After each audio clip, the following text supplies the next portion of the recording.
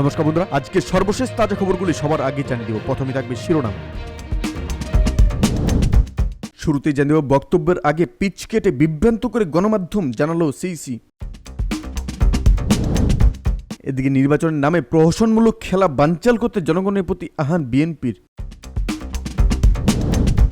সর্বশেষ জানিয়ে দেব, নৌকো প্রার্থীর হুঙ্কার, গ্রেপ্তার করতে এলে পুলিশের হাড্ডি ভেঙে দেব। বন্ধুরা, এই ভিডিওটি খুবই ইন্টারেস্টিং হতে চলেছে। এতক্ষণ শুনছিলেন সংবাদ শিরোনাম, এখন হবে বিস্তারিত। বক্তব্যের আগে পিচ কেটে বিভ্রান্ত করে গণমাধ্যম জানালো সিইসি। প্রধান নির্বাচন কমিশনার কাজী হাবিবুল আউয়াল বলেছেন, গণমাধ্যমের ভূমিকা বস্তুনিষ্ঠ হওয়া প্রয়োজন। অনেক সময় গণমাধ্যম বক্তব্যের প্রয়োজন অংশ আগে পিছে বাদ দিয়ে মানুষকে বিভ্রান্ত করে। এটাও সকল সময় না, মাঝে মাঝে করে। গণমাধ্যমের আরও দায়িত্বশীল হওয়া উচিত। বৃহস্পতিবার আগারগাঁওয়ে নির্বাচন ভবনে জাতীয় মানবাধিকার কমিশনের সঙ্গে বৈঠকে শেষে সাংবাদিকদের কাছে এসব কথা বলেন সিইসি। প্রধান নির্বাচন কমিশনের কাছে জানতে চাওয়া হয়, সরকার নির্বাচন কমিশনকে সহযোগিতা করার কথা ছিল, আপনারা বারবার সহযোগিতা চেয়েছেন। ক্ষমতাসীন দলের প্রত্যেক প্রার্থী আচরণবিধি ভাঙছেন, সহিংসতা হচ্ছে, মানতে কেউ পারছেন না। জবাবে সিইসি বলেন, না, এটা আমি স্বীকার করি না। নির্বাচনী মাঠে আমরা এক্সটেন্সিভ ঘুরে বেড়াচ্ছি, প্রার্থীদের সঙ্গে কথা বলছি, প্রশাসনের সঙ্গে সভা করছি। তাদের কাছ থেকে খুব বেশি অভিযোগ আমরা পাইনি। কিছু কিছু ক্ষেত্রে সহিংসতা, কিছু কিছু ক্ষেত্রে পাল্টাপাল্টি ধাওয়া, পোস্টার ছেঁড়া হয়েছে, কিন্তু মোটা দাগে খুব বেশি ঘটনা হয়েছে বলে মনে হয় না। তবে সহিংসতা একেবারে হয়নি সে কথাও বলছি না। কাজী হাবিবুল আউয়াল বলেন, আমরা আমাদের আবেদন রাখছি, প্রশাসনের সঙ্গে যোগাযোগ রাখছি, তারা যেন এটাকে কঠোরভাবে নিয়ন্ত্রণ করেন। একটা সময় প্রচারণা বন্ধ হয়ে যাবে, তারপর ভোটের দিন আসবে। ভোটের দিনটা নীরবে ও আইনকানুন মেনে যদি ওটাকে নিয়ন্ত্রণ করা যায় তাহলেই হবে। প্রধান নির্বাচন কমিশনার আরও বলেন, ভোটাধিকার প্রয়োগটায় আমরা জোর দিচ্ছি। সেখানে পোলিং এজেন্টরা থাকবেন, কেন্দ্রের ভেতরে পোলিং এজেন্টদের ভারসাম্য রক্ষা করতে হবে। সেখানে কোনো আইন অথরাইজড পার্সন যেন প্রবেশ না করতে পারে, এবং বাইরে থেকে ভেতর থেকে গণমাধ্যমে যদি কোনো অনিয়মের ছবি ক্যাপচার করে এটা যদি সম্প্রচার করতে পারে তাহলে আমরা সেটাকে স্বাগত জানাবো। এভাবে একটা দৃশ্যমতার মধ্য দিয়ে নির্বাচনের প্রক্রিয়া স্বচ্ছতাটা যদি ফুটে আসে তাহলে এর ক্রেডিবিলিটি বেড়ে যাবে এবং রং পারসেপশন হওয়ার সুযোগটা কম হবে। আমরা আশাবাদী। সিইসি বলেন, মানবাধিকার কমিশনের চেয়ারম্যান নির্বাচনকালীন মানবাধিকারের যে বিষয়গুলি আছে সেগুলিকে হাইলাইট করে বক্তব্য দিয়েছেন। তিনি বিশ্বাস করেন এবং জানেন যে ভোটাধিকার নির্বাচিত হওয়া এবং নির্বাচিত করা একটি ফান্ডামেন্টাল হিউম্যান রাইট, মৌলিক মানবাধিকার। উনি আমাদের সহযোগিতা করতে চান, আমরা ওনাদের সহযোগিতা করতে চাই। অহিংস নির্বাচনও সম্ভব উল্লেখ করে সিইসি বলেন, আমাদের রাজনৈতিক সংস্কৃতিতে এই জিনিসগুলো গ্র্যাজুয়ালি যদি আমরা ওনাদের বোঝাতে সক্ষম হই যে সহিংসতা বাদ দিয়ে অহিংস পদ্ধতিতেও নির্বাচন করা সম্ভব, সেই লক্ষ্যে আমাদের প্রয়াস অব্যাহত থাকা উচিত। এবং রাজনৈতিক নেতৃত্বকে বা যারা নির্বাচন করবে তাদের গ্র্যাজুয়ালি এই জিনিসগুলি অনুধাবন করে সহিংসতার পথ থেকে সরে এসে অহিংস পদ্ধতিতে সকল ভোটারকে ভোটাধিকার প্রয়োগের সুযোগ দানে তাদের উদ্বুদ্ধ করা, অনুপ্রাণিত করার যে প্রক্রিয়া তারাও চালাবেন। আমরা বলেছি আমরা সেই কাজও করব। ভোটাধিকার প্রসঙ্গে প্রধান নির্বাচন কমিশনার বলেন, নির্বাচনে ভোটাররা আসবেন এবং এটি ফ্রি ফেয়ার হতে হবে। যদি ফ্রি ফেয়ার না হয় তাহলে ভোটাধিকার প্রয়োগ হবে না। ফ্রি ফেয়ার প্রতিবন্ধকতা যদি কোথাও সৃষ্টি করা হয় তাহলে ভোটাধিকার যে মৌলিক মানবাধিকার সেটা অবশ্যই বিঘ্নিত হবে। সেই লক্ষ্যেই আমাদের যৌথভাবে কাজ করে যাওয়া উচিত, এটি উনি মনে করেন। আমরা ওনার সঙ্গে একমত পোষণ করছি। সিইসি আরও বলেন, রাজনৈতিক দলগুলোর মধ্যে উনিও বিশ্বাস করেন বা লক্ষ্য করেছেন যে পারস্পরিক আস্থা খুবই কম। রাজনৈতিক দলের মধ্যে পারস্পরিক আস্থা থাকা দরকার এবং যারা নির্বাচনে প্রতিদ্বন্দ্বিতা করবেন তাহলে ওটাও গ্র্যাজুয়ালি নিচের দিকে যাবে। যখন প্রার্থী হিসেবে রাজনৈতিক দলের পক্ষে তারা প্রতিদ্বন্দ্বিতা করবেন তাহলে পারস্পরিক আস্থার একটা সংস্কৃতি গড়ে তুলতে হবে বা গড়ে ওঠা উচিত। তা না হলে আমাদের রাজনীতিতে এমন নির্বাচনী প্রক্রিয়া সহিংসতা কিছুটা থেকেই যাবে। নির্বাচনের নামে প্রহসনমূলক খেলা বানচাল করতে জনগণের প্রতি আহ্বান বিএনপি। নির্বাচনের নামে আওয়ামী লীগ সরকারকে খেলার চেষ্টা নস্যাৎ করতে দেশবাসীকে ঐক্যবদ্ধভাবে এগিয়ে আসা আহ্বান জানিয়েছেন বিএনপি নেতা নজরুল ইসলাম খান। বৃহস্পতিবার জাতীয় প্রেস ক্লাবের সামনে লিফলেট বিতরণকালে তিনি বলেন, আমরা দেশের জনগণের কাছে আগামী নির্বাচন বর্জন করার জন্য আবেদন করছি, কারণ এই নির্বাচনে আমাদের পছন্দের প্রার্থী বাছাই করার সুযোগ নেই। বিএনপি এই সিনিয়র নেতা বলেন, 7ই জানুয়ারি নির্বাচন একটি অবৈধ, দুর্নীতিবাজ ও লুটেরা সরকারের মেয়াদ বাড়ানো অপচেষ্টা মাত্র। আপনারা তাদের বিরুদ্ধে দাঁড়ান এবং নির্বাচনের নামে এই খেলা বানচাল করুন।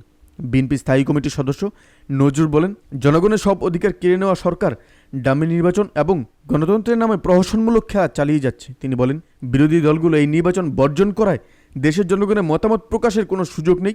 যে নির্বাচনে সরকার বিরোধী কোনো প্রার্থী নেই সেখানে ভোট দেওয়ার কোনো গুরুত্ব ও সুযোগও নেই। সেজন্য দেশের জনগণ তাদের গণতান্ত্রিক অধিকার রক্ষায় এই নির্বাচন বর্জন করবে। গণতন্ত্র পুনরুদ্ধারে চলমান আন্দোলনে যোগ দিতে এবং নির্দলীয় সরকারের অধীনে অবাধ, সুস্থ ও নিরপেক্ষ নির্বাচনের লড়াইয়ে জয়ী হওয়ার জন্য দেশবাসীকে আবারও আহ্বান জানান এই বিএনপি নেতা। তিনি বলেন, আসুন গণতন্ত্রের সংগ্রামে জয়ী হই এবং একটি বাংলাদেশ প্রতিষ্ঠা করি, যে বাংলাদেশ হবে আমাদের বাংলাদেশ, জনগণের বাংলাদেশ। দলের 3 দিনব্যাপী গণসংযোগ কর্মসূচি শেষ দিনে নজরুল জাতীয় প্রেস ক্লাবের সামনে পথচারীদের মধ্যে নির্বাচন বর্জনে আহ্বান সম্মিলিত লিফলেট ব্যবহার করেন। একতরফা জাতীয় নির্বাচন বয়কটের পক্ষে জনসমর্থনে আদায়ে রাজনীতির বিভিন্ন এলাকায় লিফলেট বিতরণ করেছেন বিএনপি ও সমমনা বিরোধী দলের নেতারা। আওয়ামী লীগের নির্বাচনী ইস্তেহার সম্পর্কে তার প্রতিক্রিয়া জানতে চাইলে নজরুল বলেন, নির্বাচনের নামে একটি খেলার অংশ হিসেবে ক্ষমতাসীন দল বুধবার তাদের ইস্তেহার ঘোষণা করেছে।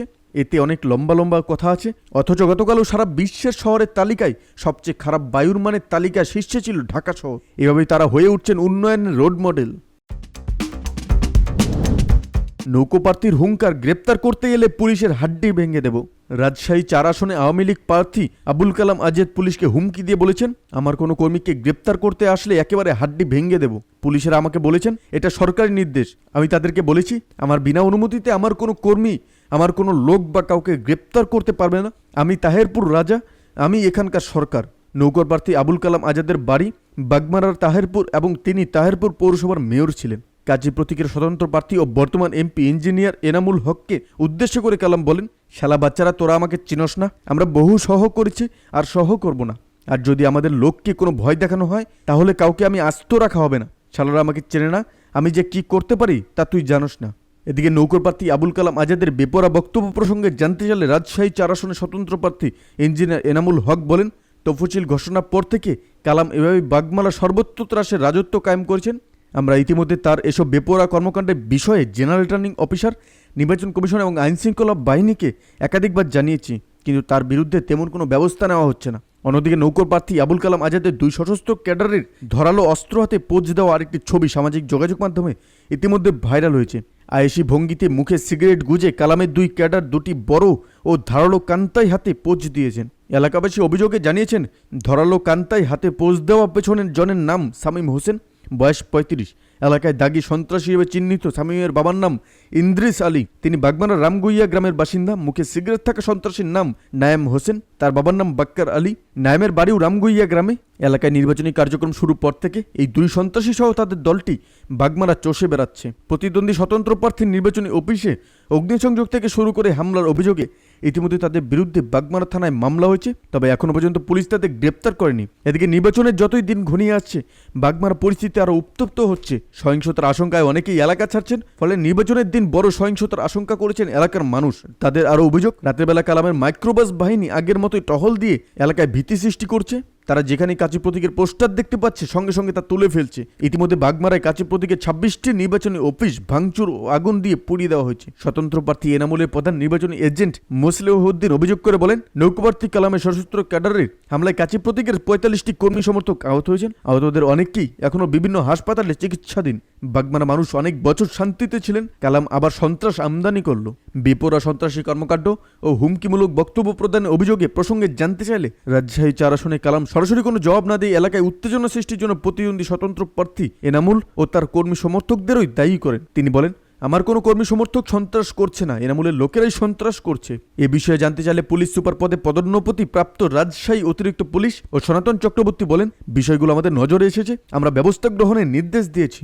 নৌকোপ্রার্থীর হুমকিমূলক বক্তব্য প্রদান প্রসঙ্গে জানতে চাইলে জেলা রিটার্নিং অফিসার ও জেলা প্রশাসক শামীম আহমেদ বলেন, অভিযোগ পাওয়া সাপেক্ষে আমরা প্রতিটি ঘটনার ক্ষেত্রে ব্যবস্থা নিচ্ছি, কাউকে ছাড় দেওয়া হচ্ছে না। কেউ এমন হুমকিমূলক বক্তব্য দিলে অবশ্যই ব্যবস্থা নেওয়া হবে। সো বন্ধুরা, আজকে ভিডিওটি এতটুকুই। যদি ভিডিওটি ভালো লাগে তাহলে লাইক দিয়ে চ্যানেলটিকে সাবস্ক্রাইব করে আমাদের পাশে থাকুন। এরকম নিত্য নতুন রাজনৈতিক খবর সবার আগে পাওয়ার জন্য ভালো থাকবেন, সুস্থ থাকবেন। ধন্যবাদ। দেখা হচ্ছে পরবর্তী নতুন একটি কোনো ভিডিওতে। আপনি কোথা থেকে দেখছেন এবং এই ভিডিওটি সম্পর্কে আপনার কি মতামত সেটি অবশ্যই আমাদের কমেন্ট বক্সে জানান।